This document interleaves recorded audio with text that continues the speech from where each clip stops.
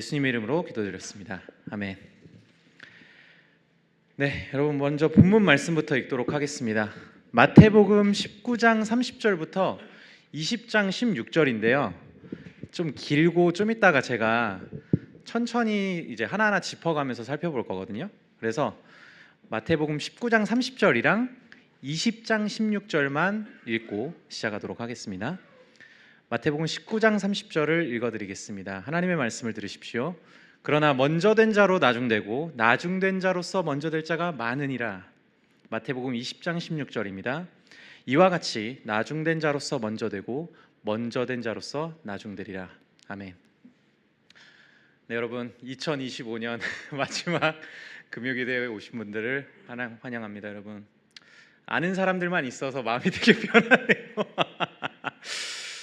제가 2024년 이맘때쯤에 아마 첫 설교를 했던 것 같아요. 여기서 되게 떨리는 마음으로 그 야곱에서 이스라엘로 그 엄청난 1시간짜리 설교를 여러분들이 여기 계신 멤버들이 같이 들었던 것 같은데 벌써 그게 1년이 지났습니다. 여러분 벌써 1년이 지났네요. 여러분들 2025년 좀 어떻게 지내셨습니까? 각자가 생각하는 2025년이 지금 있으실 텐데 어떻게 지내셨나 좀 개인적으로 좀 물어보고 싶은데 그럴 수 없었던 것 같아서 좀 아쉽기도 하고 각자 좀 궁금하기도 합니다. 여러분 우리는 연말이 되면 보통 한 해를 평가하게 되죠. 연말 정산을 한다고 하죠. 물론 우리가 이제 세금을 내고 얼마나 우리가 벌었고 얼마나 썼는지는 1월에 하게 될 겁니다. 근데 우리가 이제 친한 사람들 혹은 혼자서 이제 시간을 가지면서 나는 올 한해 잘 살았나? 나는 올 한해 어떻게 살았지? 이런 생각들을 하면서 나누면서 이제 나누기도 하고요. 좀 정리를 하는 시간들을 보통 갖죠. 그때 우리가 보통 한 해를 평가할 때 어떤 기준으로 평가할까요? 아마 대부분은 이렇게 평가할 겁니다. 내가 올 한해 계획했던 것들, 목표했던 것들, 그거를 내가 성취했는가? 내가 그것으로부터 적절한 보상을 받았는가? 어떤 결과물들을 내가 손에 쥐었는가? 이것을 중점적으로 보면서 우리는 한 해를 평가하게 되겠죠. 그렇죠? 그리고 그 결과물들, 그 보상에 대한 성격에 따라서요, 우리의 과정도 다시 재평가되기도 합니다. 뭐 예를 들면 이런 거죠. 뭐 이제 올 한해 예를 들어 나 오늘 올해는 결혼을 하겠어. 결혼을 한번 해보겠어라고 이제 목표를 삼고 이제 열심히 소개팅도 해보고 이제 결혼을 할 수 있는 여러 가지 조건을 갖추기 위해서 뭐 돈도 모으고 몸도 만들고 했던 사람이 있다고 칩시다. 청년 이부에 있을 것 같아요. 누군가 한 명은. 근데 그 사람이 이렇게 여차저차 해서 이제 그 결혼까지는 못했는데 그래도 짝을 만났어요. 다행히. 그럼 이거는 반쪽짜리 성공이야 라고 하면서 우리는 우리의 한 해를 이렇게 평가하겠죠. 그리고 이 과정 속에 있었던 것들도 아마 긍정적으로 평가하게 될 겁니다. 뭐 예를 이런 걸로 들었지만 우리 각자의 삶에 가지고 있는 과제들이 있죠. 뭐 일도 있고 성령 육아도 있고 또 이제 윤정 집사님 같은 경우는 또 이제 하진이랑 아이들이 있고 또 이제 여기 계신 분들도 이제 민영이는 이제 사역도 나가니까 이제 여러 가지 직업이나 진로 관련된 문제들에 대해서도 우리는 계속해서 올 한해 어떻게 내가 잘했나를 평가를 하게 될 겁니다. 우리의 보상과 결과물이 우리의 한 해를 평가한다면요, 여러분 우리는 이 부분도 한번 생각해 봐야 되지 않을까요? 그러니까 우리의 인생에도 하나님이 주시겠다고 하는 보상과 결과물이 있다면 이 보상과 결과물을 통해서 우리의 인생은 다시 재해석되거나 혹은 우리가 재조정해서 우리 인생을 다시 살아볼 수 있는 어떤 계기를 마련할 수 있을 겁니다. 왜냐하면 우리는 이렇게 평가하고 나서 이번엔 좀 모자랐는데 소개팅을 좀 더 많이 해야겠는데 하면서 내년에 더 많은 소개팅을 한다고 하거나 내년에 좀 더 보완해서 뭔가를 새롭게 하잖아요. 그래서 하나님께서 우리 인생에 주시고자 하는 보상, 인생에 주시고자 하는 결과물이 어떤지 우리가 알게 된다면 우리의 삶은요 재편될 수 있습니다. 그리고 우리가 그동안 살아왔던 삶도 다시 재평가될 수 있죠. 그래서 오늘은 특별히 연말정산이라는 제목으로 이제 설교를 할 텐데 하나님이 주시는 보상에 대해서 좀 더 살펴보려고 합니다. 총 세 부분에 대해서 좀 살펴보도록 할게요. 먼저는요, 우리가 하나님이 주신 보상을 중심으로 우리의 인생과 한 해를 해석하지 못하는 이유, 하나님이 우리를 신실하게 돌봤음에도 그렇게 해석하지 못하는 이유에 대해서 살펴보겠습니다. 그리고 두 번째는요, 우리의 궁극적인 보상, 하나님께서 약속하신 궁극적인 보상이 무엇인지 살펴보겠습니다. 그리고 세 번째로 우리는 그 궁극적인 보상을 어떻게 받을 수 있는지, 그 받을 수 있는 이유에 대해서 살펴보고 오늘 설교로 마무리하도록 하겠습니다. 먼저 첫 번째입니다. 우리가 하나님이 주신 보상을 중심으로 우리의 삶을 해석하지 못하고 재편하지 못한 이유가 무엇일까요? 먼저 본문을 좀 살피면서 이 부분을 한번 차근차근 살펴보도록 하겠습니다. 오늘 본문 읽은 부분 보면 이렇게 나와 있죠. 마태복음 19장 30절, 마태복음 20장 16절 우리 처음에 읽었었는데 제가 다시 읽어드릴게요. 그러나 먼저 된 자로 나중되고 나중된 자로 먼저 될 자가 많으니라. 이와 같이 나중된 자로 먼저 되고 먼저 된 자로 나중되리라. 보통 포도원 품꾼 이야기가 이제 20장 1절부터 16절까지 나옵니다. 근데 제가 특별히 이번에는 본문을요 앞에 하나 19장 30절부터 시작을 잡았어요. 왜 그랬냐면 이 19장 30절이랑 20장 16절을 보면요 순서만 바뀌었지 내용은 똑같습니다. 나중된 자가 먼저 되고 먼저 된 자가 나중된다. 순서만 바뀌고 이게 내용은 똑같지만 뭔가 이렇게 앞뒤로 같은 내용이 들어있죠. 이 부분을 우리가 지난주에 우리 민영 자매가 설교할 때 이걸 알려줬어요. 이게 어떤 문학적 기법인지. 인클루지오, 우리말로 하면 수미상관이죠. 그렇습니다. 오늘의 살펴본 포도원 품꾼 이야기는요 이 내용이 주제고요, 이 주제를 설명하기 위한 비유고 예화입니다. 그래서 그렇다면 오늘 살펴볼 이 포도원 품꾼 이야기는 이 주제인 이 부분을 도대체 무엇을 이야기하는 걸까요? 어떤 주제를 가지고 있는 걸까요? 저는 여러 자료를 살펴보기 전에 개인적으로 좀 묵상을 해봤습니다. 먼저 된 자가 나중되고 나중된 자가 먼저 된다. 이게 무슨 말이지? 저는 그냥 이렇게 단순하게 생각해봤어요. 그냥 엎치락 뒤치락 하면서 결국 똑같아지는 건가?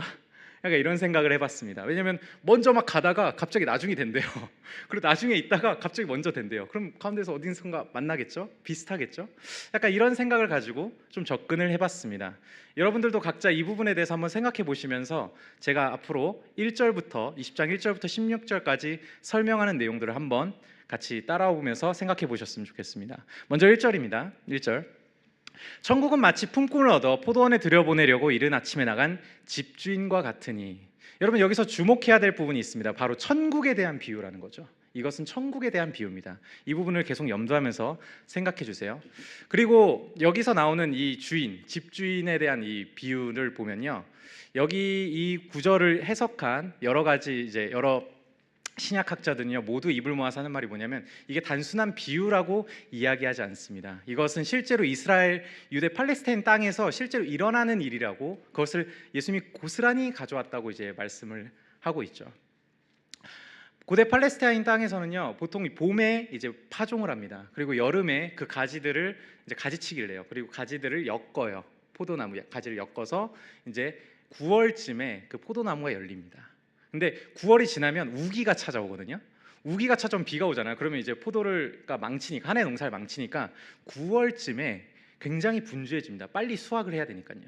그래서 그때 이제 품꾼들, 이제 기존에 있던 내 품꾼들 말고 일용직 품꾼들을 구하러 이제 땅 소유주들이 많이 발품을 팔던 시기가 있습니다. 그 시기를 상정하고 지금 이야기를 하고 있는 겁니다. 그리고 보통 이스라엘, 고대 팔레스타인의 이제 이스라엘 민족들, 특히 그 땅의 그 노동 시간을 보면요, 오전 6시부터 보통 오후 6시까지, 그러니까 12시간을 일했습니다.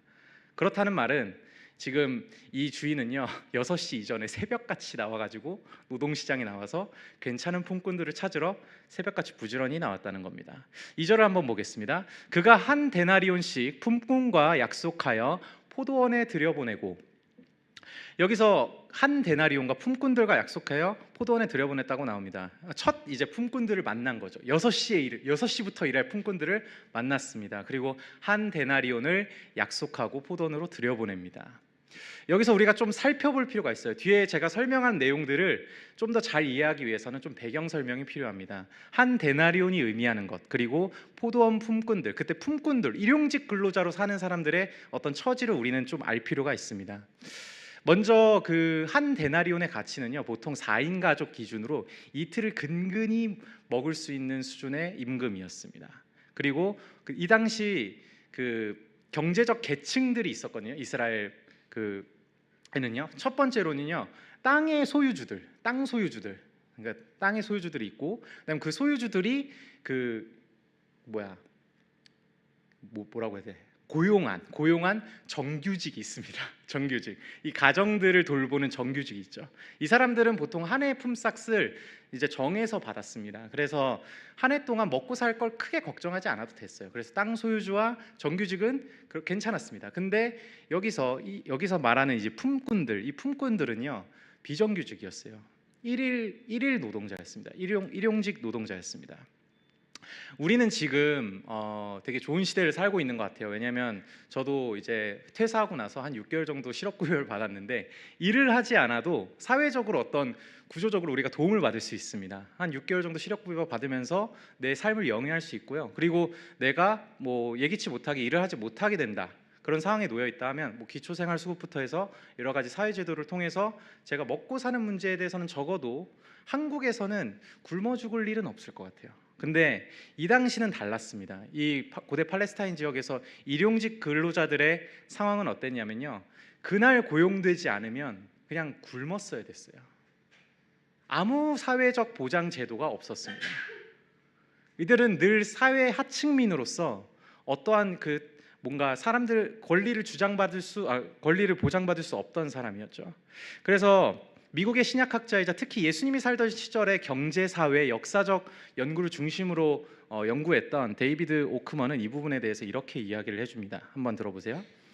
데나리온은 상당한 가치를 지닌 은화였으며 농촌 빈민들에게 그것을 한 개라도 구경하는 일은 드문 일이었다.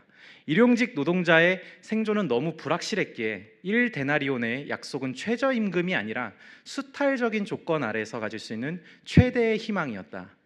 문헌상 표준은 데나리온이었지만 가난한 자들의 실제 화폐는 구리로 된 고드란트나 아스였다. 대부분의 노동자들은 이 작은 단위의 동전들로 임금을 받았을 가능성이 높으며 고용주의 변덕이나 각종 수수료 명목으로 은화 한 개 가치에 못 미치는 돈을 받기 일쑤였다.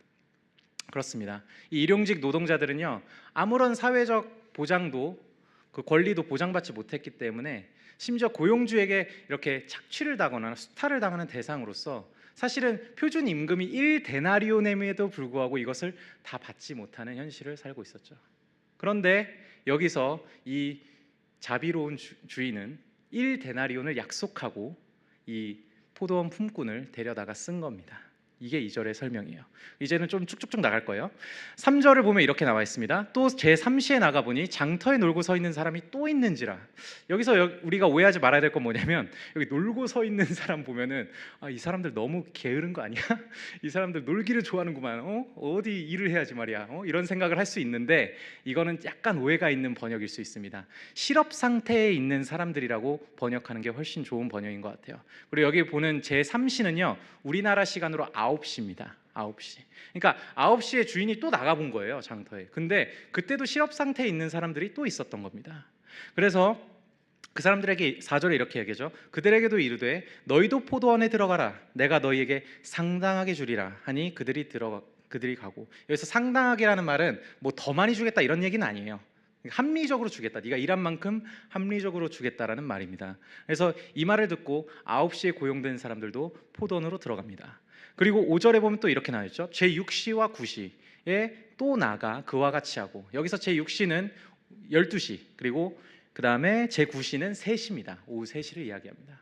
그렇게 주인은요 계속해서 그 장터에 나가서 실업 상태에 있는 사람들에게 야 빨리 들어와서 일해. 내가 합당한 임금을 줄게라고 약속하고 들여보내죠. 그리고 이제 6절에 보면 심지어 제 11시에도 나가보니 서 있는 사람들이 또 있는지라 라고 되어 있습니다. 11시가 언제냐면요 아까 우리가 오전 6시부터 저녁 6시까지 일한다 그랬죠. 보통 11시는 언제냐면 오후 5시예요. 이제 1시간밖에 안 남았어.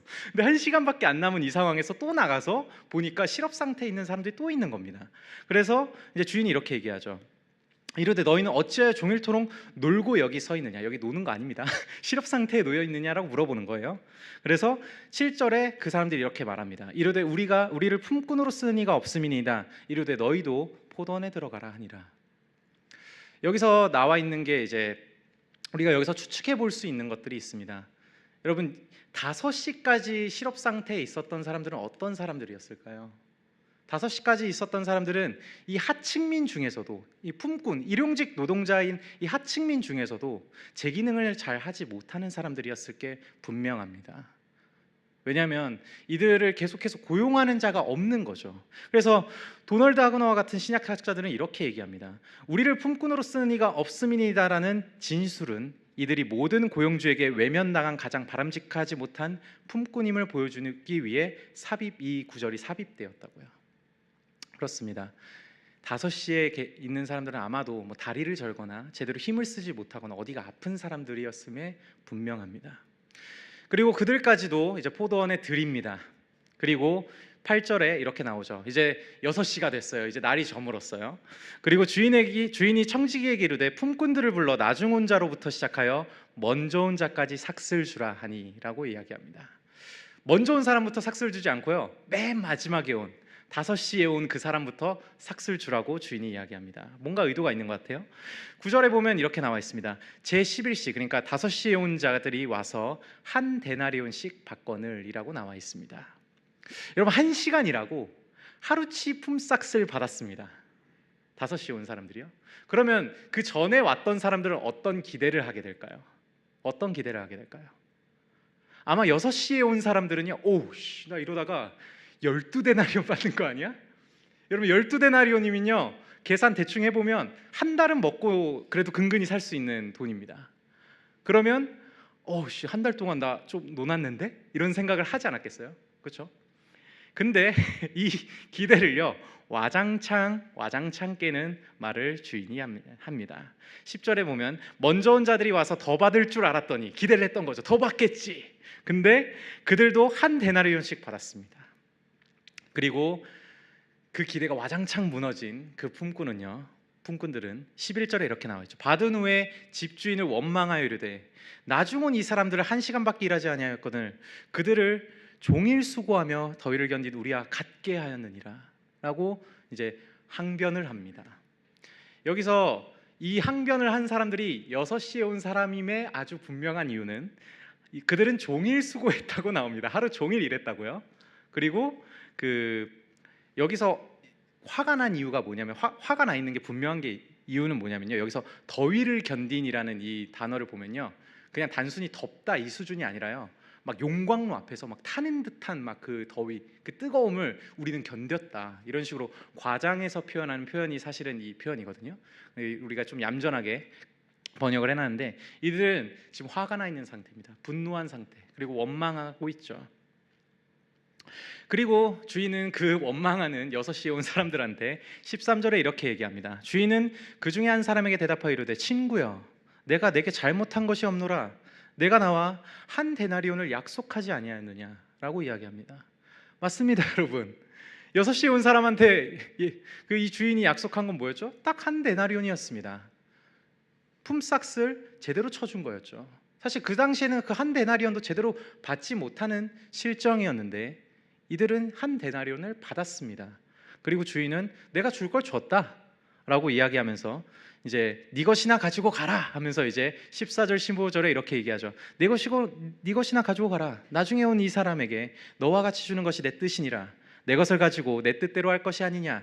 내가 선함으로 내가 악하게 보느냐라고 이야기하고, 마지막 16절에 예수님이 이 비유를 이렇게 마무리하시죠. 이와 같이 나중된 자로 먼저 되고 먼저 된 자로 나중 되리라라고 이제 하고 이 비유는 끝이 납니다. 여러분, 제가 대략적으로 이렇게 배경이나 상황 설명을 하면서 여러분들에게 이 포도원 품꾼 비유를 설명드렸어요. 누구에게 몰입이 되십니까? 여기에서 내가 몰입되는 대상이 어떤 대상인가요? 포도원 주인인가요? 아니면 5시에 온 사람? 아니면 6시부터 하루 종일 일한 사람? 여러분들은 어떤 대상에게 몰입이 되십니까? 어떤 대상에게? 은찬아, 어떤 대상에게 몰입이 돼?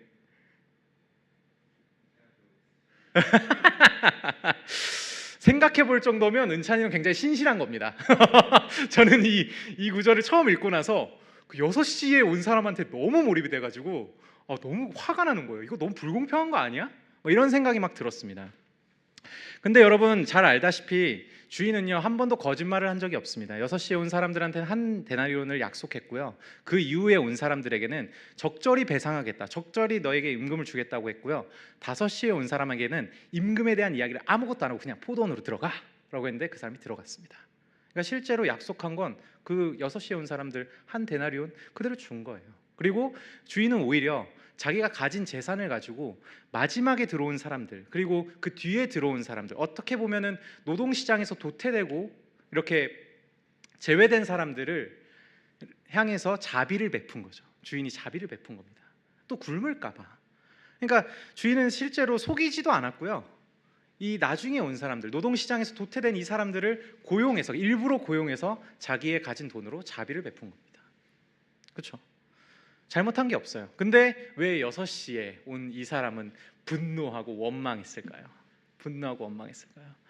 저는 이 부분을 두 가지로 한번 설명해 보려고 합니다. 그리고 이 두 가지 안에 우리의 마음도 분명히 있을 거라고 생각을 해요. 먼저 첫 번째는요, 이 품꾼, 6시에 온 품꾼은요 만성적 결핍이 만들어낸 자기 연민과 분노로 인해서 주인에게 분노를 표하고 원망했던 것 같습니다. 여러분 한번 생각을 해봅시다. 포도원 품꾼이요, 아까 말씀드린 대로 사회적 약자였어요. 늘 결핍에 시달리는 사람이었습니다. 내가 오늘 고용이 되지 않으면 당장에 입에 풀칠을 할 수 없는 사람들이었어요. 그나마 나만 풀칠을 하지 않으면 괜찮은데 식구라도 있었다고 한다면 가족들이 다 굶어야 될 상황입니다. 근데 이런 상황들이 너무 익숙합니다. 이 품꾼들한테는요. 그러니까 결핍에 익숙한 사람들이죠. 뭔가를 기대할 수 없는 사람들입니다. 하루하루 사는 게 그저 하루하루 살 수만 있다면 좋은 그런 사람들이죠. 그런 이 사람한테 자비로운 주인이 나타납니다. 그리고 이 자비로운 주인 때문에 이 사람들은 평소에 하지 못했던 기대라는 걸 해봅니다. 혹시 내가 12데나리온 받을 수 있지 않을까? 우리 가족이 한 달 동안 그래도 걱정하지 않으면서 살 수 있지 않을까라는 기대라는 걸 처음 해본 거예요. 오랜만에, 너무 오랜만에 해본 거죠. 근데 여기서 주인이 그 기대를 와장창 깨버립니다. 그럼 여러분 같으면 화가 나겠어요? 안 나겠어요? 저라면 날 것 같아요. 이런 상황에서 내가 뭐 그게 헛된 기대라고 할지라도 어쨌든 내가 품었던 그 기대가 와장창 깨졌을 때 나는 화가 날 것 같아. 누군가 표현하고 싶을 것 같아요. 근데 여러분 근데 보세요. 우리가 살펴본 것처럼 주인은 잘못한 게 없습니다. 약속한 대가를 주었고 그냥 자기의 가지고 있는 걸로 자비를 베풀었을 뿐입니다. 주인 때문에 화난 게 아닙니다. 이 사람은요 자기 결핍 때문에 화난 거예요. 우리 가정을 한번 해봅시다. 이 사람이 먹고 사는 거에 대해서 전혀 문제가 없고 1년 내내 먹고 사는 게 전혀 문제없는 상황에서 그냥 쫄래쫄래 그냥 취미생활로 오늘 심심하니까 어디 일꾼으로 한번 가서 포도나 좀 따볼까? 이러면서 이제 나갔다고 일꾼 체험을 하러 나갔다고 해봅시다. 그러면 이 사람이 딱 그 한 데나리온을 받았을 때 화가 났을까요?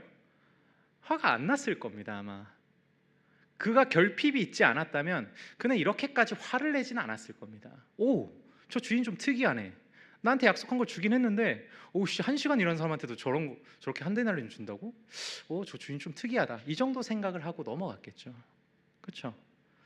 여러분 그렇습니다. 저와 여러분 그리고 이 포도원 품꾼은요 우리 어느 정도 결핍 때문에 내가 가지고 있는 결핍 때문에 하나님이 우리가 올 한 해 하나님이 약속하신 대로 우리를 잘 돌봐주셨고 우리의 눈과는 좀 다르고 우리의 계획과는 좀 다르지만 하나님께서 우리를 가장 선하게 이끌어 가심에도 불구하고 우리가 하나님께 원망하고 분노를 쏟는 이유 중 하나는 뭐냐면요 우리의 결핍 때문입니다.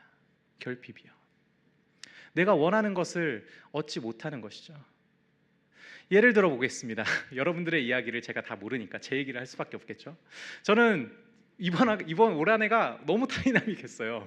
왜냐하면 첫 학기에는요 사역을 시작했고요. 그리고 이제 신대원을 들어갔습니다. 그리고 결혼 준비를 했고요. 그리고 계약했던 책을 마무리해야 되는 상황이었어요. 엄청 바빴죠. 근데 제가 처음에 이제 우리 다음 주에 감신대에서 또 이제 공동회의를 할 텐데 그때 제가 청빙 할 때는요 엄청 기대에 부풀었습니다.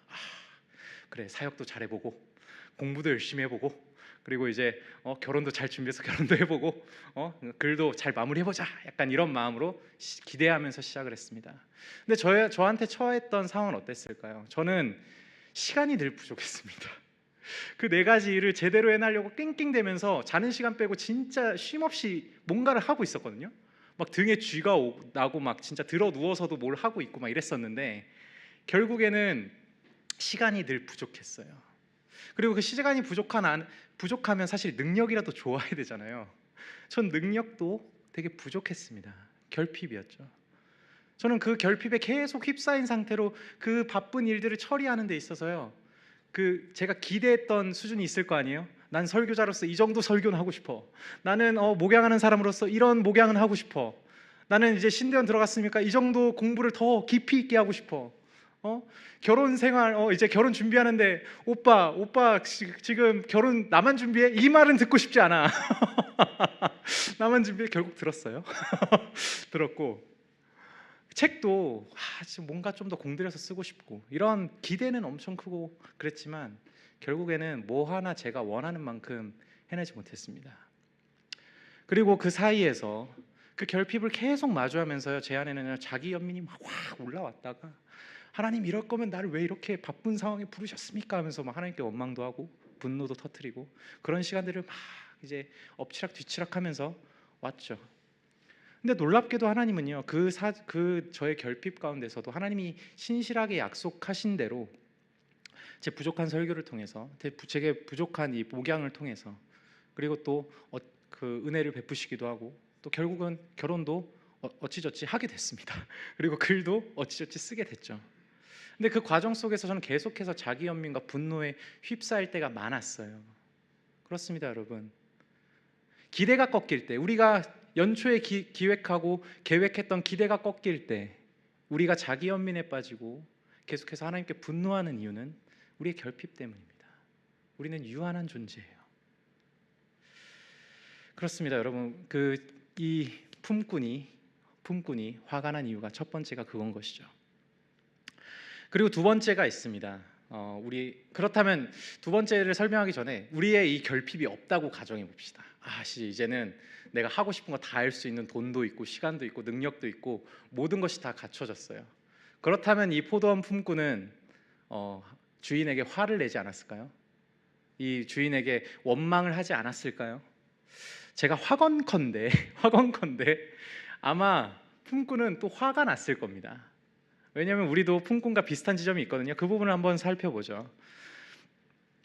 주인은 이렇게 지적합니다. 15절에 보면 이렇게 나와요. 내 것을 가지고 내 뜻대로 할 것이 아니냐? 내가 선함으로 내가 악하게 보느냐라고 이제 포도원 그 불평하는 품꾼을 이제 지적합니다.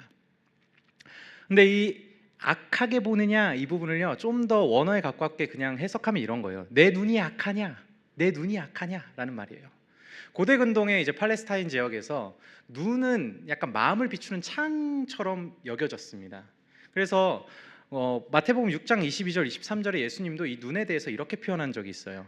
눈은 마음의 등불이니 그러므로 내 눈이 상하면 온몸이 밝을 것이요 눈이 나쁘면 온몸이 어두울 것이니 그러므로 내게 있는 빛이 어두우면 그 어둠이 얼마나 더하겠느냐. 마태복음 6장 22절에서 23절입니다. 그래서 실제로 눈이 어둡다, 눈이 나쁘다란 말은요, 네가 그렇게 타락한 마음을 가지고 있다, 네가 지금 이기심과 질투와 시기에 사로잡혀 있다를 말하는 관용구였습니다. 주인은 그렇게 이야기하는 거죠. 네가 지금 화난 이유는 내가 공정하지 않아서가 아니야, 내가 자비를 베풀어서가 아니야, 너는 그냥 지금 이기심과 질투와 시기에 사로잡혀서 지금 나한테 화를 내고 있는 거야 라고 지적하고 있는 것이죠. 품꾼은 이렇게 얘기했습니다. 12절에 보면 이렇게 나와요. 나중 온 이 사람들은 1시간밖에 일하지 아니하였거늘 그들을 종일 수고하고 더위를 견딘 우리와 같게 했다고 불평하고 있습니다. 이게 무슨 말일까요? 이 포도원 품꾼도요, 6시에 온 품꾼도 사실 하루하루 근근히 살아가는 사회 하층민이었습니다. 그런데 이 사람은요, 지금 급을 나누고 있어요. 난 이 하층민 중에서도 난 좀 노동을 할 줄 아는 사람, 난 제일 먼저 선별된 사람, 그래서 하루 종일 일한 사람인데 어디 저기 지금 절뚝거리고 병에 걸려서 힘도 제대로 못 쓰는 저 사람과 나를 같은 취급하냐고 이야기하고 있는 것이죠. 그렇습니다. 여러분, 이 품꾼은 굉장히 교만합니다. 교만해요. 이 5시에 온 사람보다 자기가 훨씬 낫다라는 것을 인정받고 싶어 합니다. 그 사람과 같은 취급을 받고 싶지 않아 해요. 여러분, 우리가 모든 것이 풍족해도 그것으로 만족하지 않는 이유가 바로 이것입니다. 우리는 교만하기 때문이죠.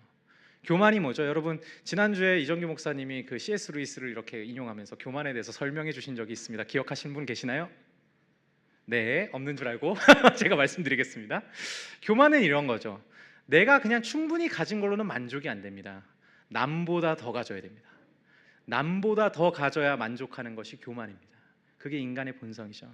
목사님이 C.S. 루이스를 인용했으니까 전 다른 방식으로 설명해 보겠습니다. 19세기 영국을 대표하는 철학자이자 경제학자, 정치인이었던 존 스튜어트 밀은 이런 이야기를 한 적이 있습니다. 우리는 부자가 되고 싶은 것이 아니라 남들보다 부자가 되고 싶은 것이다 라는 말을 남긴 적이 있습니다.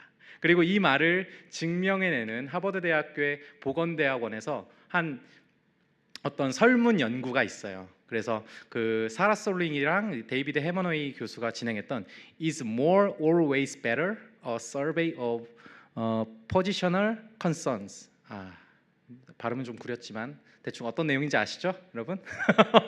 우리 다 정규 교육과정 다 받았으니까 따로 해석은 안 드릴게요. 모르니까 많을수록 항상 더 좋은가? 지위적 관심, 상대적 지위에 대한 설문 연구라는 연구입니다. 이 연구는 어떻게 진행되냐면요, 이렇게 진행돼요. 그 하버드대에 다니는 한 300여 명을 불러 모읍니다. 교수부터 학생들까지 다 불러 모아서 이제 두 가지 옵션을 줘요. 첫 번째 옵션은 뭐냐면 그 5만 달러, 그러니까 인플레이션이랑 디플레이션 없고 물가 똑같다, 고정에 나는 5만 달러 가지고 다른 사람들은 2만 5천 달러를 가지는 것. 이거 1번 옵션. 그리고 2번 옵션은 뭐냐면 나는 10만 달러를 가지고 다른 사람들은 20만 달러를 가지는 것을 2번 옵션으로 둡니다. 여러분, 사람들이 어떤 걸 더 많이 선택했을까요?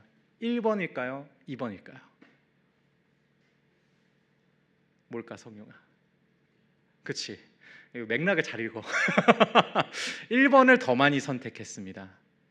이건 굉장히 합리적이지 않죠. 내가 절대적으로 쓸 수 있는 5만 달러보다 무려 2배가 많은 10만 달러를 선택할 수도 있었습니다. 근데 그 사람들은 많은 사람들이 1번, 차라리 내가 5만 달러를 가지더라도 다른 사람들이 덜 가졌으면 좋겠어 라는 선택을 한 거죠. 재밌는 지점은 뭐냐면 다른 제보다, 그러니까 지위제라고 해서, 그러니까 내 사회적 지위를 나타낼 수 있는 돈이나 어떤 학벌이나 외모 같은 부분에 있어서는요, 내가 남보다 나았으면 좋겠어라는 선택을 했습니다, 이 사람들이. 근데 이제 시간이나 뭔가 그 사회적 그 지위를 결정하자는 다른 변수들에 대해서는 그냥 절대적으로 내가 필요한 만큼만 선택하는 경향이 있었어요, 이 실험에서. 그렇죠. 사람들은요, 결국 그걸 증명해낸 겁니다. 나는 다른 사람보다 더 나은 것, 더 나았을 때 나는 만족할 수 있어. 그게 설사 합리적이지 않은 선택이라 할지라도 나는 다른 사람보다 더 많이 가져야만, 내가 다른 사람보다 더 높이 있어야만 나는 만족할 수 있어 라고 이야기하는 것이죠.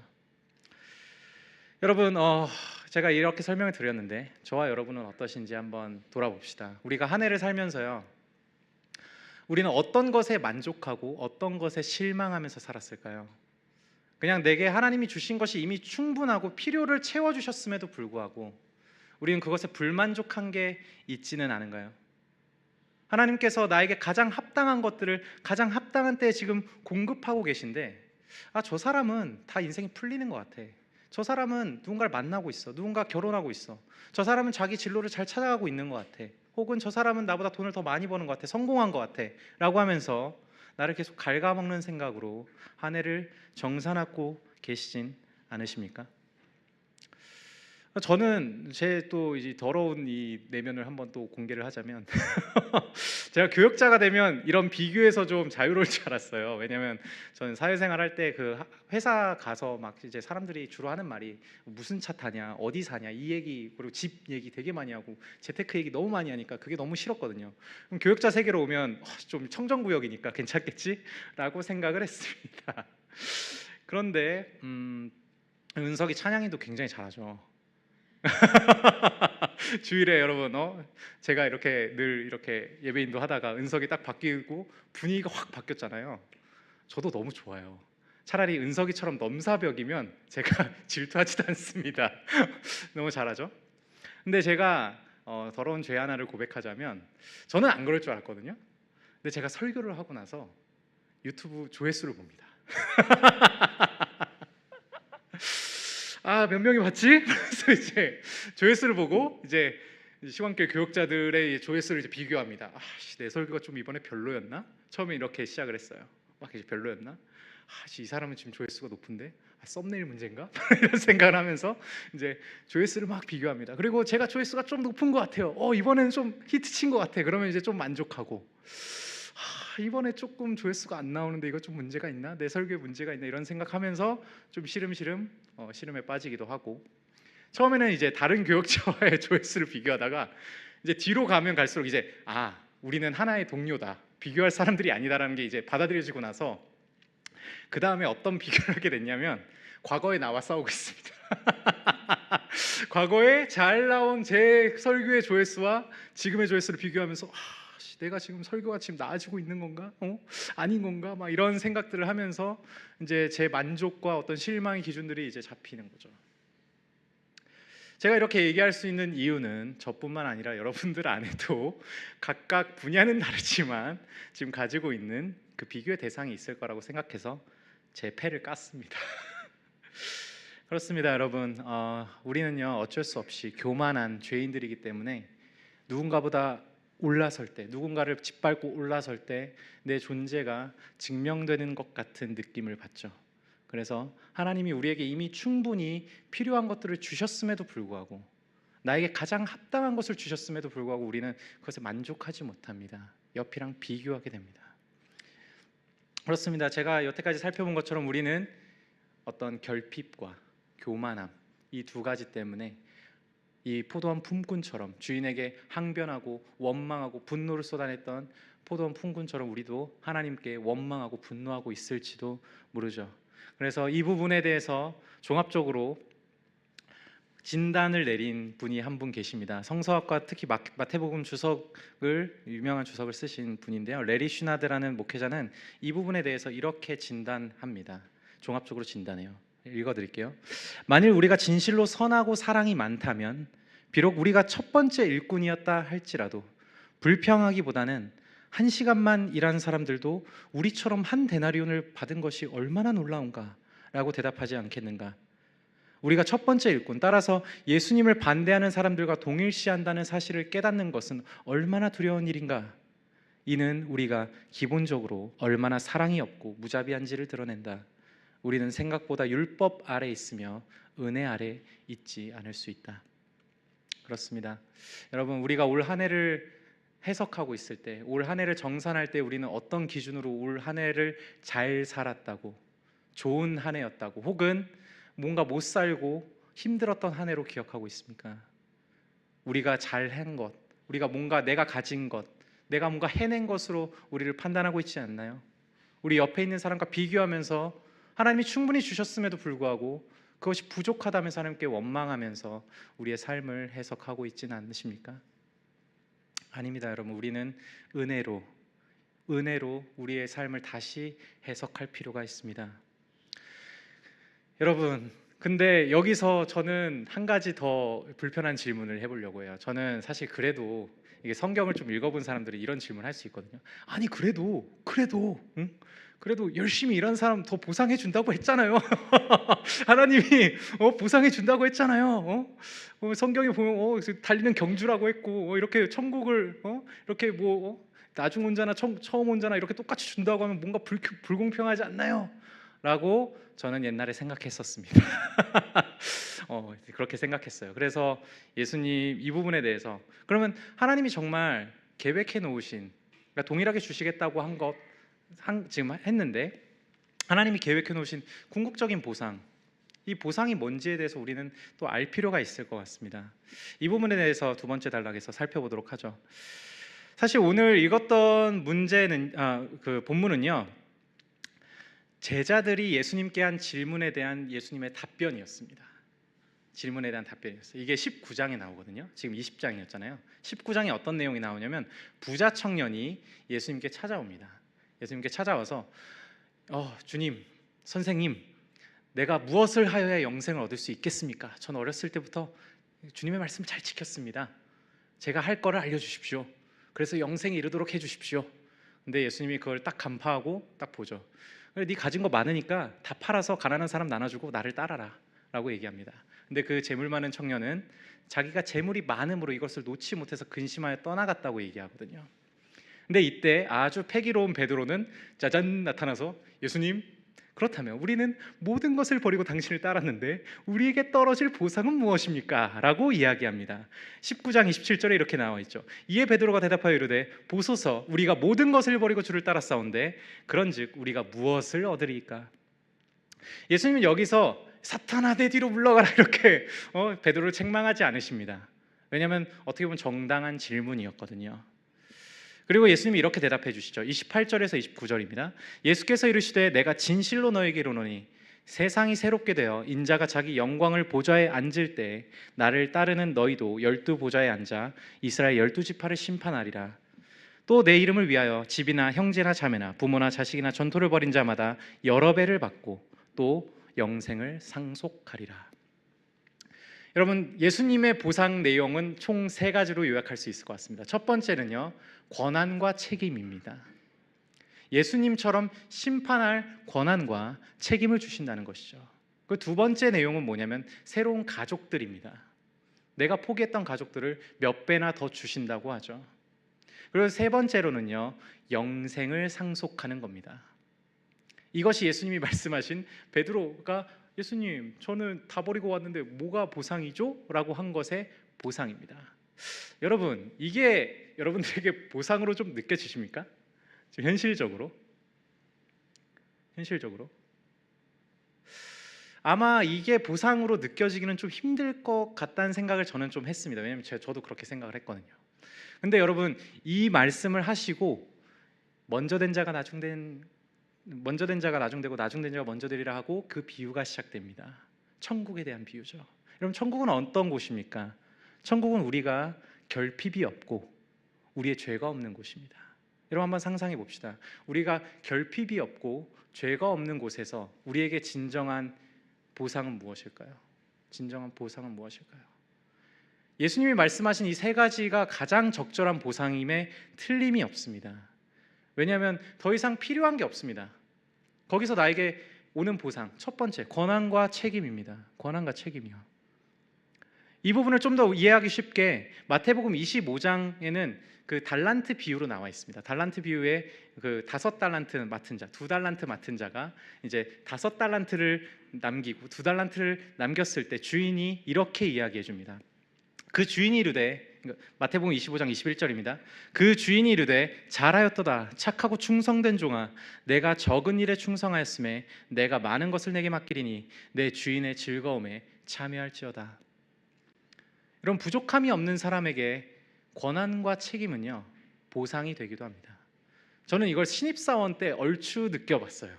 여러분, 신입사원이 얼마나 좋은지 아십니까? 아주 그 약간 천국이에요. 왜냐하면 신입사원들은요, 일을 안 시켜요. 일을 시킬 수가 없죠. 일을 모르니까요. 괜히 일 시켰다가 일을 망칩니다. 그래서 교육기간이라는 걸 가집니다. 교육기간을 가지고 그때 월급이 나올까요? 안 나올까요? 나옵니다.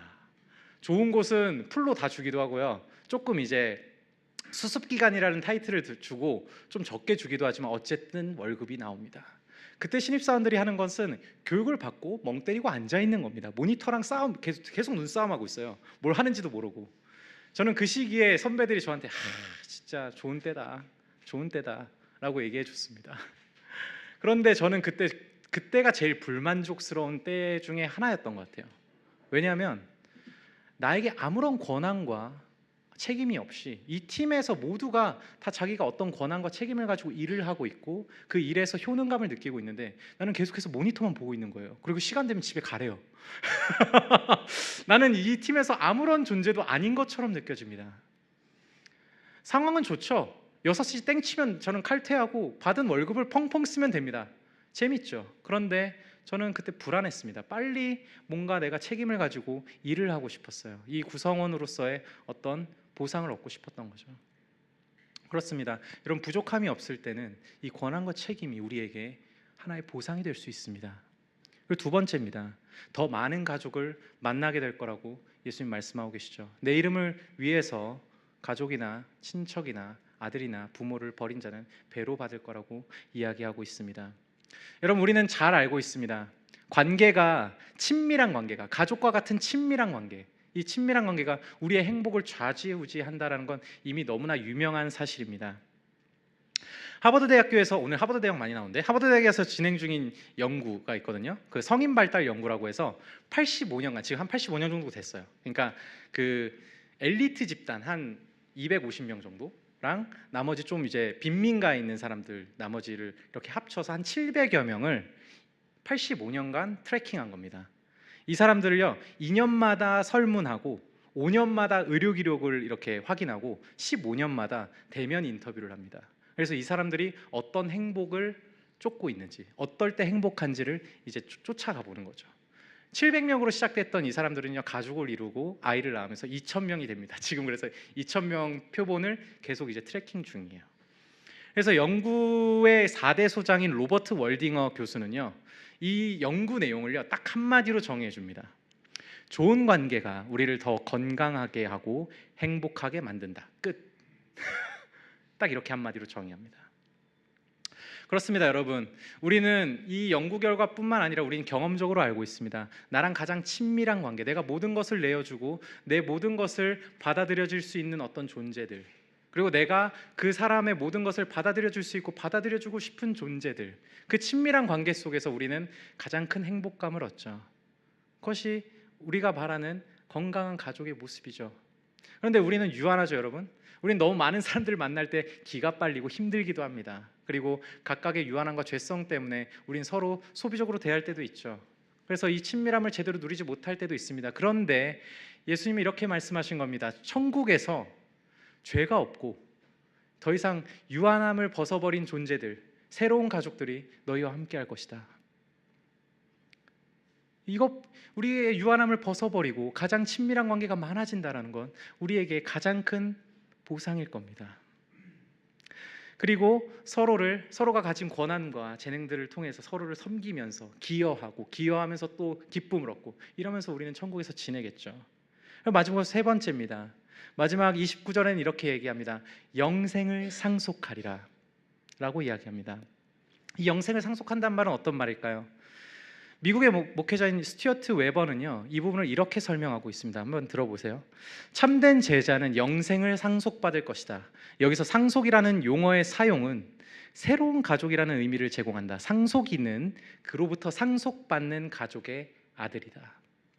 단순히 하나님은 예수님이 영생을 주시겠다고 말하지 않습니다. 상속하겠다라고 말씀하신 거죠. 상속이 무엇입니까, 여러분? 가족 관계에서 받는 것입니다. 이 말은 이 말을 내포하고 있는 겁니다. 우리가 하나님의 양자가 될 거라고요. 하나님의 자녀가 될 거라고요. 그분의 영생을 상속받을 거라고요. 그리고 그 영생이 의미하는 바는 무엇입니까? 요한복음 17장 3절은 이렇게 얘기하고 있습니다. 영생은 곧 유일하신 참 하나님과 그의 보내신 자 예수 그리스도를 아는 것이라고요. 여기서 안다라는 것은 관계적으로 깊이 안다라는 것을 의미합니다. 단순히 영생을 준다라는 건 그냥 네 영원히 살아, 그냥 지루하게 그냥 네가 영원히 하고 싶은 거 하면서 살아, 이런 말을 하는 게 아닙니다.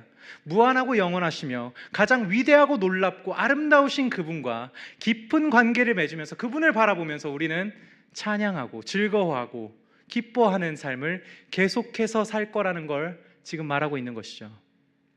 그래서 신약학자인 앤서니 후크만은 이 부분에 대해서 이렇게 이야기를 하고 있습니다. 계시록 22장의 새 땅에 관한 묘사를 보자. 새 땅에서 모든 나라들이 평화 중에 함께 공존할 것이며 인간의 타락 이후 모든 피조물의 세계에 내려진 저주가 제거될 것이며 하나님의 종들인 하나님께 예배하며 그를 섬길 것이다. 장차 올 세상에서 하나님의 백성들이 얻을 안식이란 할 일 없어 한가롭게 앉아있는 것과는 전혀 다른 종류의 안식이다. 이 새 땅에서 산다는 가장 확실한 표식은 우리들이 하나님을 완벽하게 알게 되며 하나님을 완벽하게 기뻐할 수 있게 되며 하나님을 완벽하게 섬기게 되는 것이다. 그렇습니다, 여러분. 우리가 천국에서 가만히 노닥노닥 할 일 없이 빈둥거리는 게 천국의 삶이 아닙니다.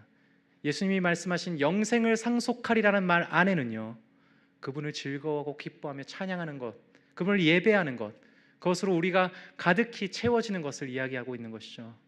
여기서 한 가지 상상력을 더해보면 우리는 더 풍성하게 누릴 수 있습니다. 이 세 가지를 조합해 볼까요? 권한과 책임, 가족, 하나님. 이 세 가지를 조합하면 이렇게 됩니다. 나 혼자서 하나님을 누리지 않습니다. 나는 내 권한과 책임을 가지고 내 형제 자매들을 섬깁니다. 섬기면서 우리는 서로를 사랑하면서 행복감으로 충만하겠죠. 그리고 우리는 각각 다릅니다. 달라요. 그래서 하나님의 어떠하신 부분들을 발견하는 부분이 다 각각 다를 거예요. 우리가 보는 관점들이 다 다르듯 여러분들이 경험한 하나님이 다 다를 거고, 그 다른 하나님을 우리는 계속해서 서로 나누면서 우리의 나눔과 예배는 더 풍성해질 겁니다. 이 부분에 대해서 C.S. 루이스는 이렇게 이야기한 적이 있습니다. 여기에는 구속받은 자들 하나하나가 하나님이 지니신 아름다움의 한 면씩을 다른 어떤 피조물보다 각각 더 잘 알아 영원토록 하게 된다는 의미가 들어있는 것이 확실하지 않습니까? 모든 자를 무한히 사랑하신 하나님께서 한 사람 한 사람을 각기 다르게 사랑하실 생각을 갖지 않으셨다면 왜 우리를 개별적인 존재로 창조하셨겠습니까? 이러한 각자의 차이점들을 축복받은 피조물들 간의 사랑, 즉 성도의 교제를 손상시키기는커녕 오히려 의미로 충만케 합니다. 모든 피조물들이 똑같은 방식으로 하나님을 경험하며 동일한 예배를 드린다면 승리한 교회의 노래는 어떤 교향악도 울리지 못한 채 모든 악기가 같은 음을 연주하는 악단이 되어버릴 것입니다. 루이스는 이렇게 얘기하는 거죠. 우리가 천국에 가서 각자가 발견한 하나님, 그 하나님을 우리는 또 서로 나누면서 그 하나님의 아름다움과 하나님의 위대하심과 놀라움, 그분의 영원하심을 우리는 찬양하게 될 거라고요. 더 풍성하게요. 여러분, 예수님이 말씀하신 약속하신 보상이 바로 이것입니다. 천국에서는 우리는 이런 보상들을 결국 받게 될 것이다. 그런데 여기서 또 불편한 생각을 할 수 있습니다. 아, 그래요? 저는 그럼 천국 가서 그 보상 받을래요. 이 땅에서는 제 마음대로 좀 살면 안 될까요? 그냥 그러다가 좀 이렇게 해서 이렇게 좀 천국 가서 그럼 잘 누리고 이 땅에선 제 욕심대로 좀 잘 살고 이래도 되지 않을까요? 라고 생각할 수 있습니다. 여러분, 이 부분에 대해서 요한계시록 21장 4절은 이렇게 이야기하고 있습니다. 모든 눈물을 그 눈에서 닦아주시니 다시는 사망이 없고 애통하는 것이나 곡하는 것이나 아픈 것이나 다시 있지 아니하리니 처음 것들이 다 지나갔음이로라. 제 되게 친한 친구가 하나 있는데 저한테 이런 얘기를 해준 적이 있습니다. 형은 천국 가서 하나님이 닦아줄 눈물이 있어? 라고 질문한 적이 있습니다. 20대 때요. 제가 20대 초반에 그 얘기를 들었는데 그 말이 콕 박혀서 아직도 그 질문을 마음에 새기고 살고 있습니다. 여러분, 우리가 천국에 가서 받을 개인적인 보상이 무엇일까요? 우리가 만약 천국에 가서 하나님이 눈물을 닦아주실 게 없다면, 그분의 말씀에 순종하고 때로는 내가 희생하고 사랑하면서 얻게 된 상처나 어려움이 없다면 우린 천국에 가서 그분과 어떤 대화를 나눌 수 있을까요? 여러분, 보상을 좀 뒤집어서 생각해 봅시다. 이 땅에서도 잘 살고 천국에서도 잘 살고 난 다 잘 살고 싶어. 마음은 이해합니다. 하지만 우리 주님과의 인격적인 관계 안에서 진정한 보상은 아마 그분을 따라가면서 우리가 흘렸던 눈물들, 그 눈물들이 결국 우리의 보상이 될 것입니다.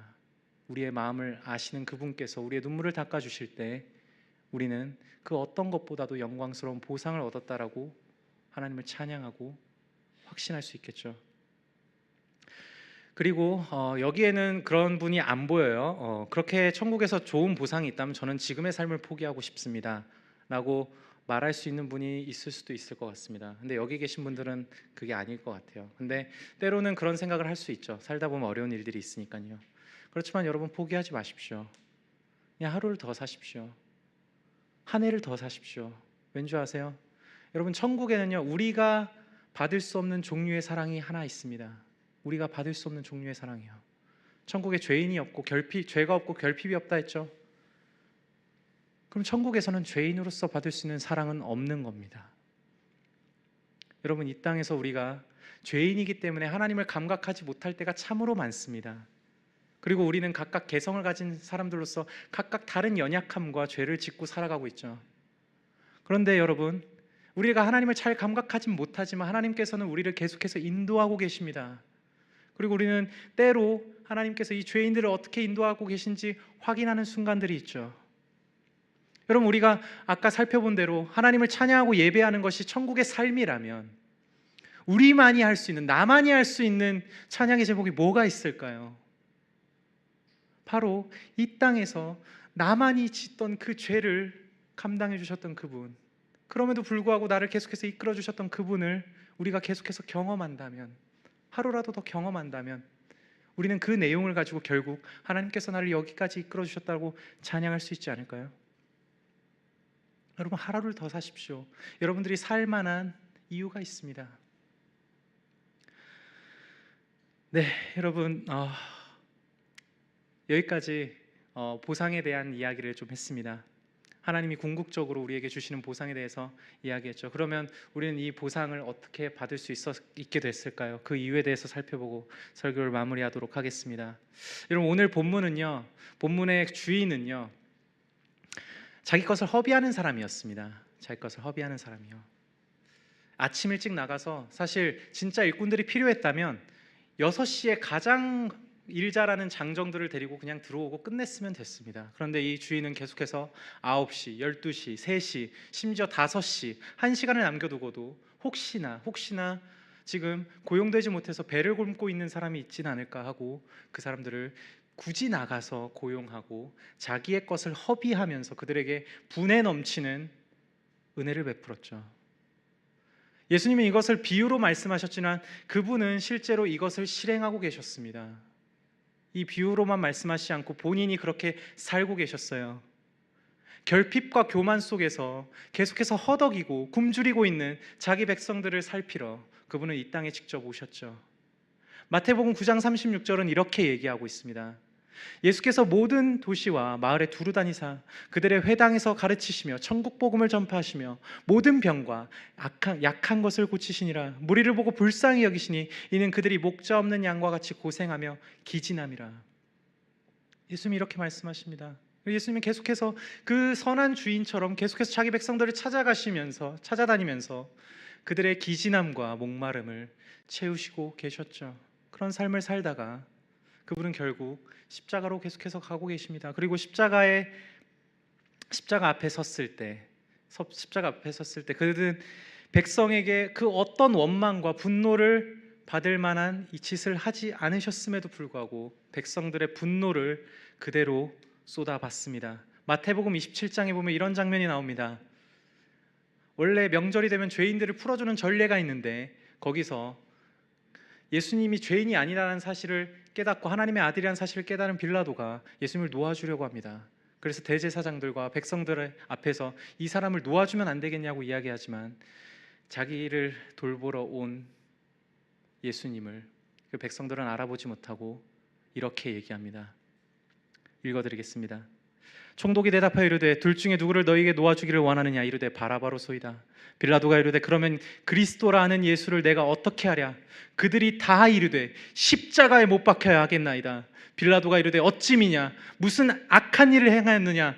그들이 더욱 소리질러 이르되 십자가에 못 박혀야 하겠나이다 하는지라. 빌라도가 아무 성과도 없이 도리어 밀란이 일어나는 것을 보고 물을 가져다가 무리 앞에서 손을 씻으며 이르되 이 사람의 피에 대해서 나는 무죄하니 너희가 당하라. 백성이 다 대답하여 이르되 그 피를 우리와 우리 자손에게 돌릴지어다 하거늘. 이에 바라바는 그들에게 놓아주고 예수는 채찍질하고 십자가에 못 박히게 넘겨주니라. 그분은 아무런 원망과 분노를 들을 이유가 없었습니다. 그렇지만 백성들은 그분을 오해하고 계속해서 원망하고 분노를 쏟아내며 그를 십자가로 몰아냈죠. 여러분, 그분은 무기력하게 십자가로 가셨습니다. 그리고 그분의 가장 큰 보상인 아버지와의 관계, 그 친밀한 관계가 단절되는 십자가의 자리로 가셨습니다. 여러분, 그분은 먼저 된 자였습니다. 먼저 된 자셨어요. 그분은 영원전부터 계셨으며 그분은 이 모든 것을 창조하셨고 운영하시며 심판하실 먼저 된 자셨습니다. 그런데 그분께서 우리가 처했어야 할 그 저주와 사망 가운데 나중된 자리로 가심으로 우리는 우리의 나중됨이 먼저 될 수 있었습니다. 그분의 공로로요. 원래 우리는 그분이 약속하신 보상을 받을 수 없었지만 그분이 먼저 된 자로서 나중됨으로 우리는 그분의 먼저됨을 얻을 수 있었죠. 여러분, 찬양하고 기도합시다. 우리 첫 번째